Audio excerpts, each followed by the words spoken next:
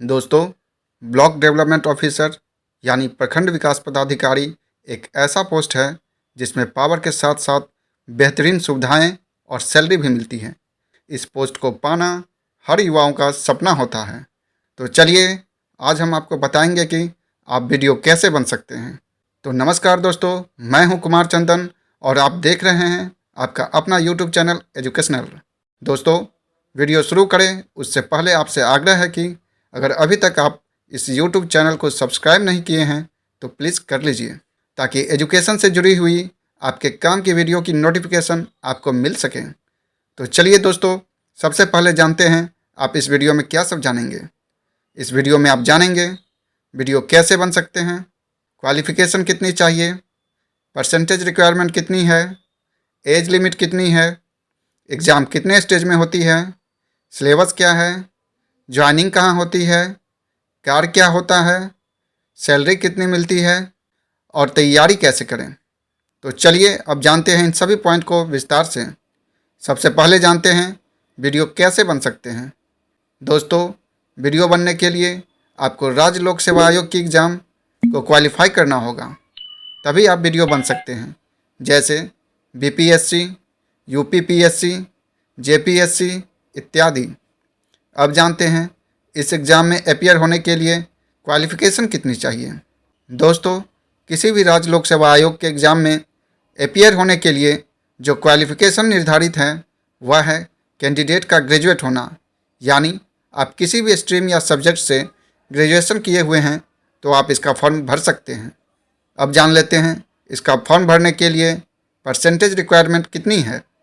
दोस्तों, अगर हम बिहार पब्लिक सर्विस कमीशन की बात करें तो इसके लिए कोई भी परसेंटेज की रिक्वायरमेंट नहीं है, बस कैंडिडेट को ग्रेजुएट होना चाहिए। चलिए अब जानते हैं वीडियो बनने के लिए उम्र सीमा कितनी निर्धारित की गई है, यानी एज लिमिट कितनी है। दोस्तों, इस परीक्षा के लिए उम्र सीमा कैटेगरी वाइज निर्धारित रहती है। अगर बीपीएससी की बात करें तो इसमें जनरल कैटेगरी के कैंडिडेट के लिए उम्र सीमा 20 से 37 वर्ष है, ओबीसी के लिए 20 से 40 वर्ष और एससी एसटी कैंडिडेट के लिए उम्र सीमा 20 से 42 वर्ष है। दोस्तों, जानकारी अच्छी लग रही है तो वीडियो को लाइक करें और चैनल को सब्सक्राइब करें। अब जानते हैं वीडियो बनने के लिए जो एग्ज़ाम होती है वह एग्ज़ाम कितने स्टेज में होती है। दोस्तों, बीपीएससी की परीक्षा 3 स्टेज में कंप्लीट होती है।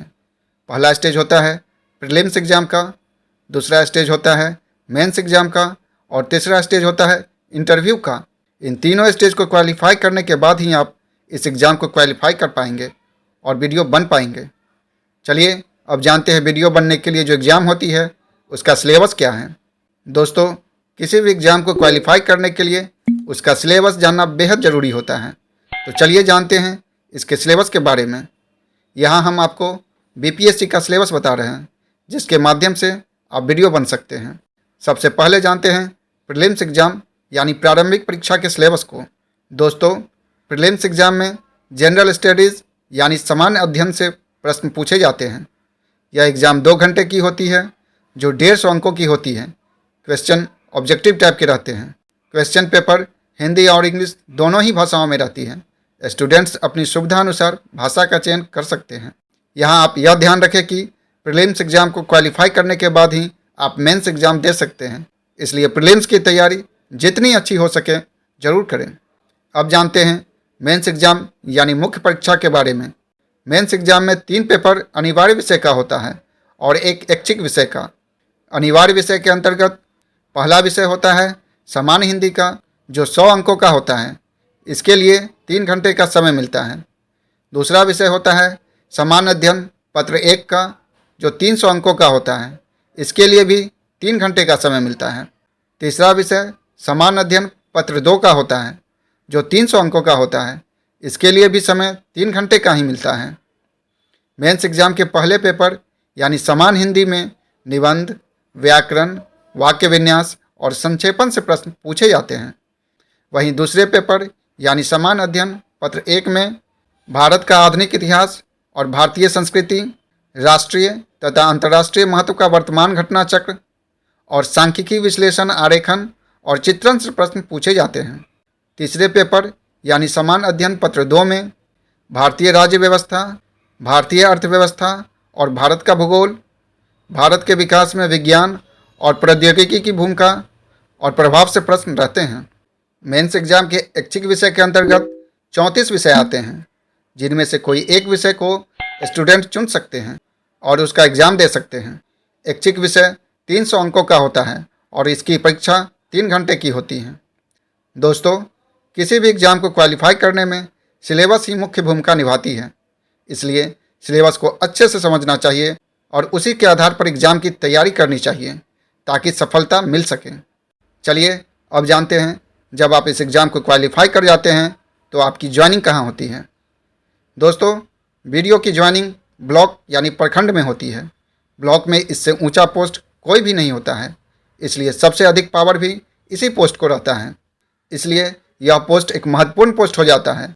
यही कारण है कि हर युवा चाहता है कि इस पोस्ट को हासिल करें। अब चलिए जान लेते हैं वीडियो का कार्य क्या होता है।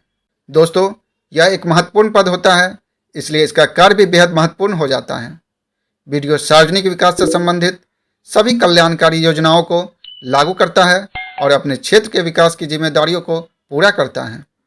इतना कुछ जानने के बाद अब आपके मन में यह सवाल उठ रहा होगा कि वीडियो को सैलरी कितनी मिलती है।